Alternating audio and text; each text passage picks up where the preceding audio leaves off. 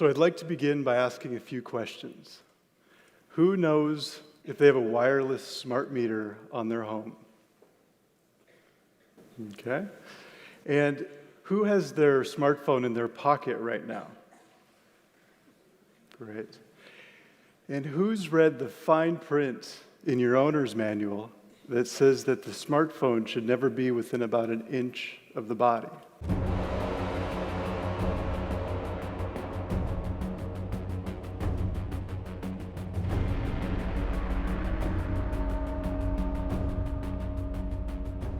So today, I'm going to speak to why we can no longer assume that our wireless technology is safe. I know scientifically that putting up these cell phone towers is safe. This is not a conspiracy theory. This is not within the realm of theoretics. This is factuality, it is stark, it is technicolored, and frankly, it is terrifying. If such a system is deployed on our streets, in our cities, in our homes, in our schools, classrooms, every square inch of planet Earth,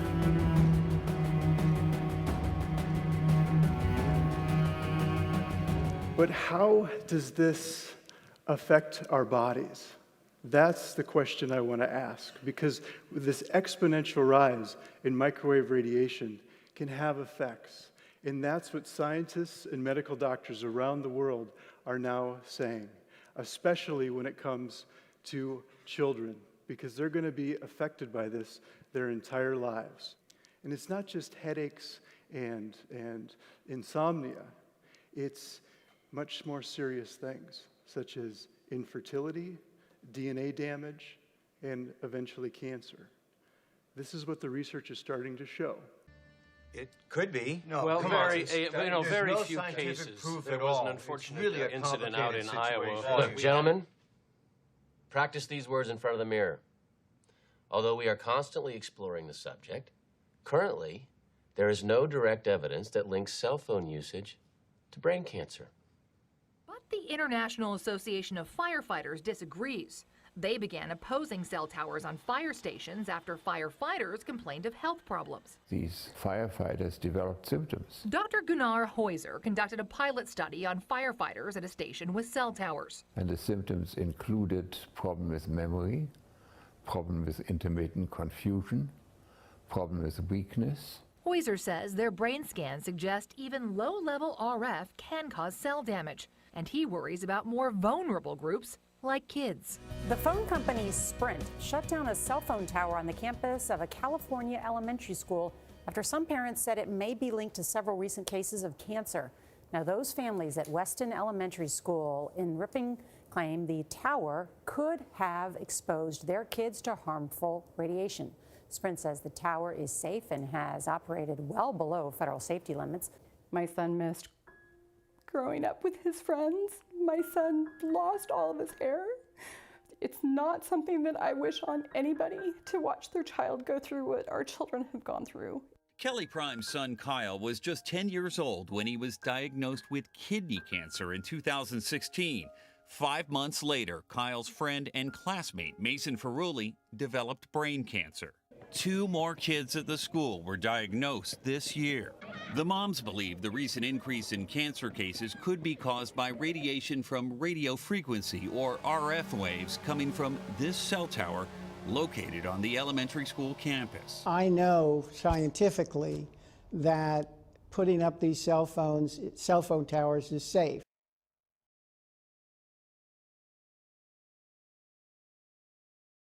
But 5G, as you well know, also uses higher frequency waves that don't travel as far and will rely on a network of hundreds of thousands, potentially millions of small cell sites. And the question then is, are there any health implications, any public safety implications to those additional sites that are likely to be located close to homes, schools, workplaces, and closer to the ground?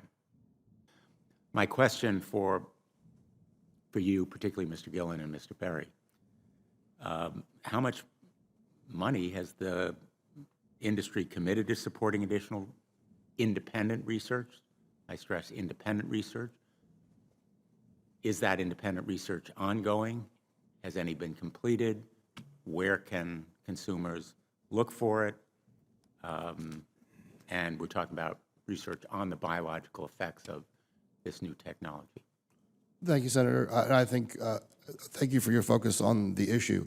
Safety is paramount, and as you alluded to, we rely on the expert agencies, we rely on the findings of the FDA and others as to the requirements to keep all of us safe.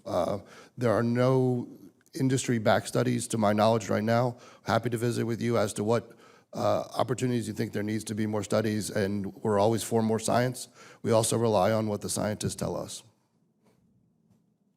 So essentially, the answer to my question, how much money? Zero. I can certainly follow up with you, Senator. To my knowledge, there's no active studies being backed by industry today. Anybody else know of industry commitments to back research, fund it, support it, to ascertain scientifically the health effect? No, I'm not aware of any. So there really is no research ongoing. We're kind of flying blind here, so far as health and safety is concerned. Thank you, Mr. Chairman. But the FCC allows these towers to go in with almost no local approval. Hamilton County engineer Ted Hubbard told us a few months back, even he's left in the dark. We are having a hard time putting our finger on who actually owns it. No one has publicly stated who owns this mystery tower or any of the others popping up across the tri-state. This is a cell tower in San Francisco. That brown thimble on top of the telephone pole is a cell tower. And these are being placed every couple blocks. So you could have an amazing home, and then one week, a company can come and put a cell tower right outside your window. So this is something that's happening throughout the Bay Area, and it's going to be happening throughout the United States. So you might be asking, perhaps some people are being injured by this, but if you're not feeling it, it's probably not that big of a deal. And I think that's a very common experience. But it's not as simple as saying that just a few unfortunate people are being affected by this. Because what the science shows is that we're all affected on some level, whether we can feel it or not. And the reason is because essentially our bodies are electric. Every cell in our body communicates using tiny electric signals. It's how our nervous system operates. The reason that this technological society is causing so much psychological and physical disease is because these frequencies, technologically driven, and we live in this Wi-Fi world now and all the phone masts and all the rest of it, these technologically generated frequencies are scrambling the balance of the human electromagnetic electrical communication systems. I'm Mark Steele. Anybody who hasn't heard me, I'm a weapons systems head-up display expert. I'm one of the leading experts in the world. I've actually brought cover in relation to this, and the reason I became an expert was because I invented them. You've got people out there, right, who are blocking the narrative getting out because the 5G story, believers, it's bigger than Jimmy Savile, it's bigger than the Holocaust, it's bigger than anything you've ever heard today. It's incumbent on everybody in this room, when I pass this information over to you, talk, tell, text. I have here an EMF meter which measures microwave radiation from cell phone towers. As you can see, the level here is 7.8 roughly. Oh, let me point out that according to emwatch.com, anything over 300 is not safe. There's a high risk of serious health effects. I'm going to drive the vehicle around the corner to demonstrate something. So right here, it's over 1,000 millivolts per meter. And let me show you why. I'll zoom in. And there's a cell phone tower on top of that restaurant, which is why the levels went up on this EMF meter. Any product, whether it be a toothbrush, whether it be the tyre on your car, has to be fully regulated and standardised. If I make a plastic tyre, go down the road, it doesn't fit within that international regulatory standard, and you die, a family die, I've got the coppers knocking on my door and I'm going to jail. All right? So every single thing that you see, whether it be a cup, the glass in your window, all covered under international regulatory standards, not 5G. 5G, as far as the government are concerned, is so great and so fantastic that you're going to get it without any standards.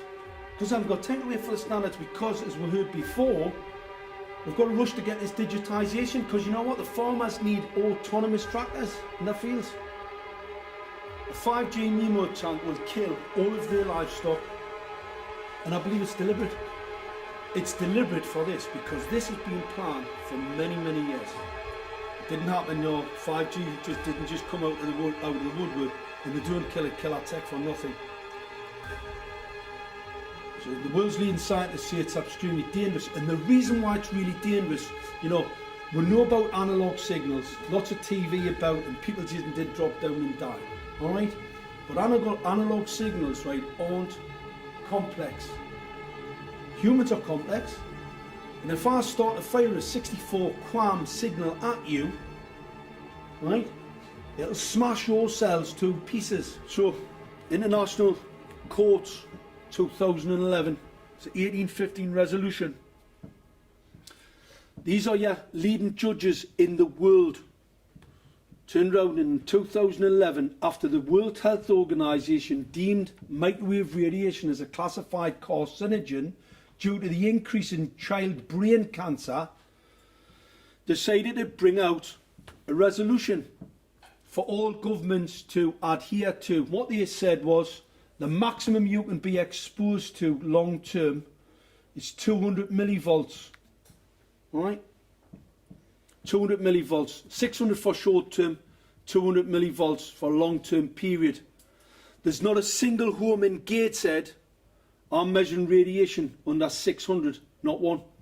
But according to federal law, the city simply can't consider health concerns. It's outlined in this small section of the Telecommunications Act, based on science from 1996. To turn your phone on or off, Back when this was the height of technology. But if cities do consider health, the cell companies can sue. So with few legal arguments to deny a cell tower, they're popping up outside bedroom windows and school campuses, despite objections from across the country.